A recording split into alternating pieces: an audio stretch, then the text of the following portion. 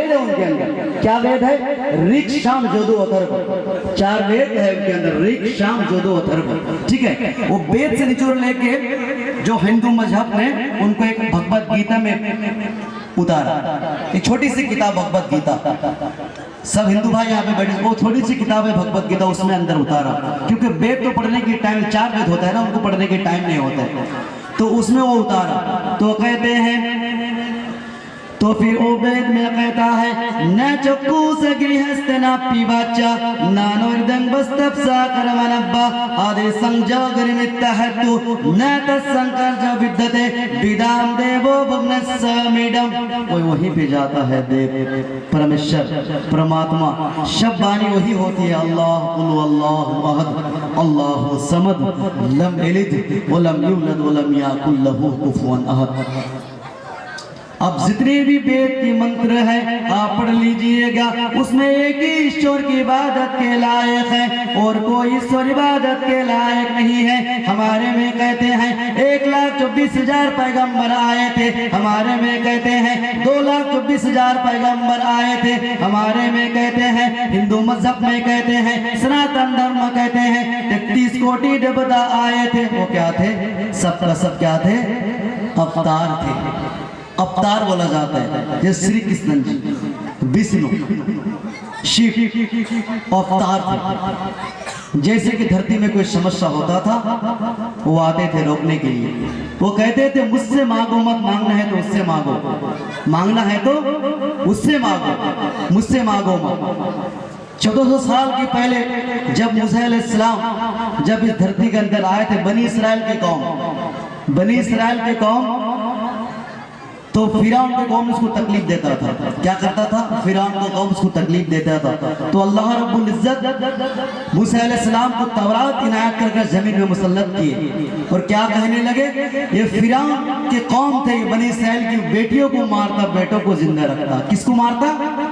बेटियों, बेटों को, बेटियों को जिंदा रखता। तो आप कहने लगे, तो फिरौन को बनी इसराइल के कौम पूछने लगे, मूसा अलैहिस्सलाम धरती के अंदर आए और पूछने लगे फिरौन के कौम से, आप इनकी बेटियों को क्यों मार रहे हो, बेटियों को क्यों जिंदा रख रहे हो? फिरौन का कौम कहने लगा अना रब्बुकुमुल आला, मैं तो इस धरती का रब हूँ, मारूंगा मैं, बचाऊंगा मैं, मारूंगा मैं, सब करूंगा।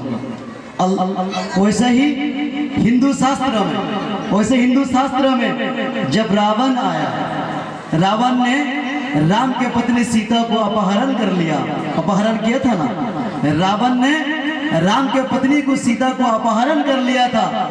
फिर राम ने, फिर भगवान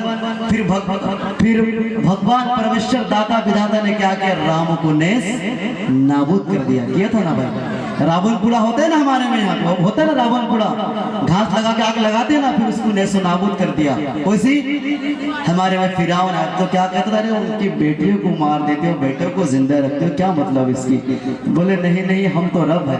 अना रब्बुकुमुल आला, मैं इस धरती का रब हूँ। जैसे ही रावण को विदा करे ना सर्वनाश कर दिया, अल्लाह रब्बुल इज्जत को अना रब्बुकुमुल आला कहने पर फिरौन को जमीन के अंदर धंसा दिया। कारून भी आया था, 70 ऊंटों की खजाना लेकर फिरता था, उसको भी मोहलत, उसको भी नसीब नहीं हुआ उपभोग करने की दौलत, अल्लाह ने उसको जमीन के अंदर धंसा दिया। सद्दात भी आया था, इस जमीन के अंदर ब्यूटीफुल स्वर्ग, अरे स्वर्ग बनाया था, गुड हेवन बनाया था, अल्लाह उनको राज करने के लिए नहीं दिया, अल्लाह ने उसको नाबूद कर दिया। नमरूद भी आया था, जो एक मच्छर ने उसको तबाह बर्बाद कर दिया ना भाई, कर दिया ना।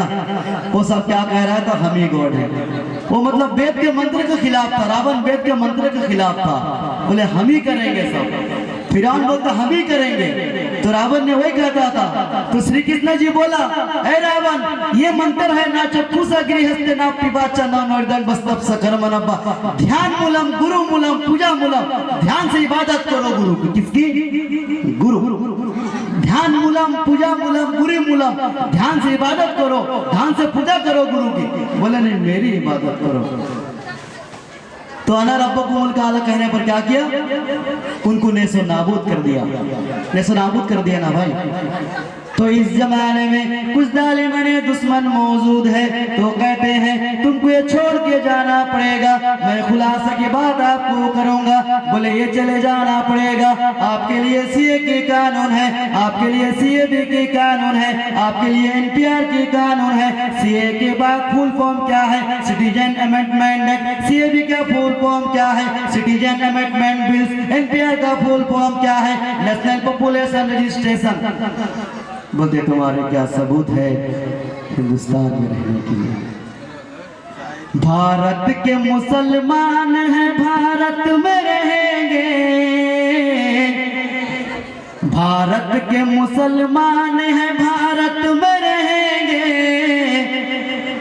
पाकिस्तान जाएंगे न हम बांग्लादेश जाएंगे।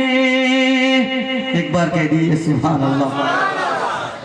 भारत के मुसलमान हैं, भारत में रहेंगे। पाकिस्तान जाएंगे न हम बांग्लादेश जाएंगे। हिंदू भी रहेगा, वतन मुस्लिम भी रहेगा, सिख ही भी रहेगा, वतन ईसाई भी रहेगा। क्या सब रहेंगे ना हम लोग रहेंगे, सभी रहेगा ना। हिंदू रहेगा, मुस्लिम रहेगा, सिख ईसाई रहेगा, सभी रहेगा। सर्व धर्म समतुल्य हिंदुस्तान के अंदर बास करते हैं। हम हिंदुस्तान के अंदर बास करते। क्यों? अल्लाह की कुरान हमको पहला मानना पड़ेगा। उसके बाद बाबा साहब अम्बेडकर जो हिंदुस्तान के तकदीर लिखने वाला कौन था? वो दलित था, शूद्र था। कौन था वो? भीमराव अम्बेडकर। हिंदुस्तान का संविधान, उसके कानून, हमको दो कानून हिंदुस्तान का हमको अंदर मानना पड़ेगा। क्या? एक अल्लाह की संविधान और बाबा साहब अम्बेडकर की संविधान। हिंदू भी रहेगा, वतन मुस्लिम भी रहेगा, सिख ही भी रहेगा, वतन ईसाई भी रहेगा। हम ऐसा करेंगे ना हम वैसा करेंगे। हम ये चलाएंगे ना बंदूक मारेंगे। हम नबी की उम्मत है ना। क्यों? जो रास्ते में कांटा बिछा देते हम उठाने वाले हैं। क्यों? नबी उठाते थे। हम ऐसा करेंगे ना हम वैसा करेंगे। संविधान के रूल के मुताबिक चलते ही रहेंगे। पीछे से बोलिए सुभान अल्लाह। भारत के मुसलमान हैं, भारत में रहेंगे। पाकिस्तान जाएंगे ना हम बांग्लादेश जाएंगे। अब वेद क्या कहता है? न तस्कशीत पति रस्ती लोगे। एक ईश्वर की, तुम एक ईश्वर की पूजा करो, हम इबादत करते रहेंगे। हिंदू भाइयों, तुम एक ईश्वर की पूजा करो, हम इबादत करते रहेंगे।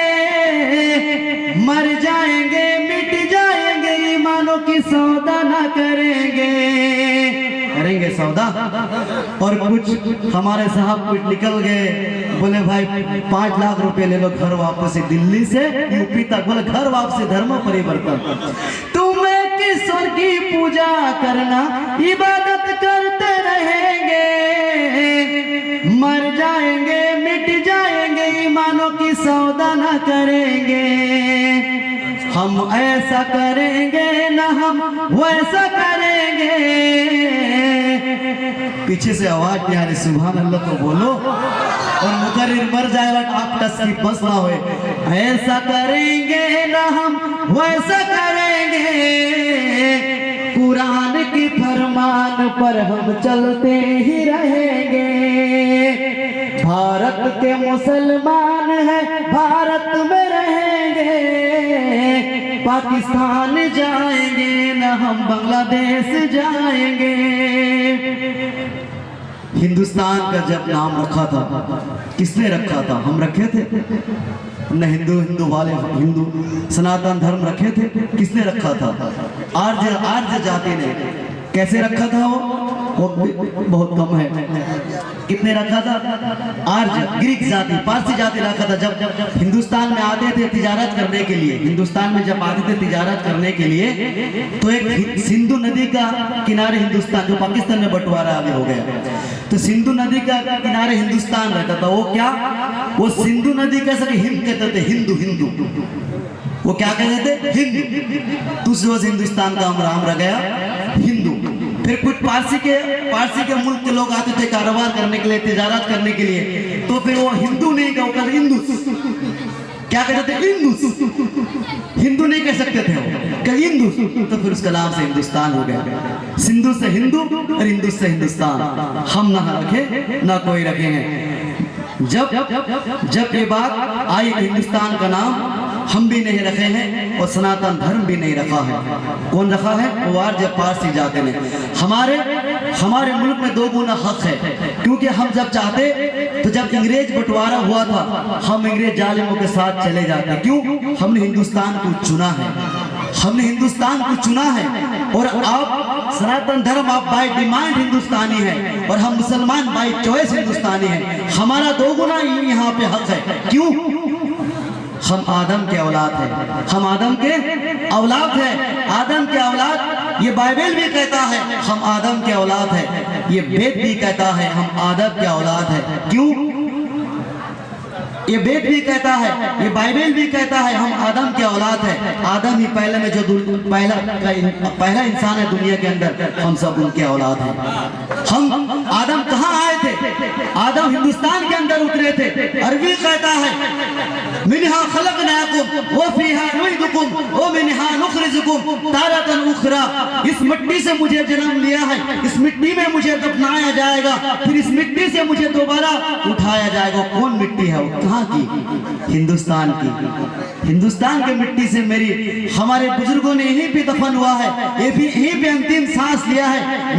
हमको भी यहीं पे दफन किया जाएगा हिंदुस्तान के अंदर। मगर हम उठेंगे हिंदुस्तान से क़यामत के दिन, हिसाब मेरी होगी अराफत के मैदान में, मगर उठेंगे कहाँ, हिंदुस्तान से। हिंदुस्तान से आज भी हमारा मुल्क हमारा है, कल भी रहेगा, क़यामत के सुबह तक मुल्क हमारा हिंदुस्तान है और रहेगा ना भाई। हम हिंदुस्तानी हैं। आज जो हमारे ऊपर गेरुआ रंग के कपड़े हैं पहनने वालों, खुद को बाबा रहीम पुरोहित कहलाने वालों, जब तुम्हारे ऊपर मुसीबत आफत आएगा, मुसलमान सर पर कफन बांध कर तैयार है। तुम जब तिरछी निगाह, हिंदुस्तान को जब कोई तिरछी निगाह उठा कर देखेगा, उनके नजर से नजर हम मिला देंगे ना भाई। आप मुसलमान सर पे कफन बांध कर तैयार है। वक्त बहुत कम है, एक और सवाल था, मैं सवाल का जवाब देकर मैं आपके सामने आपसे जगह लूंगा, अनुमति आज्ञा देंगे इंशाअल्लाह।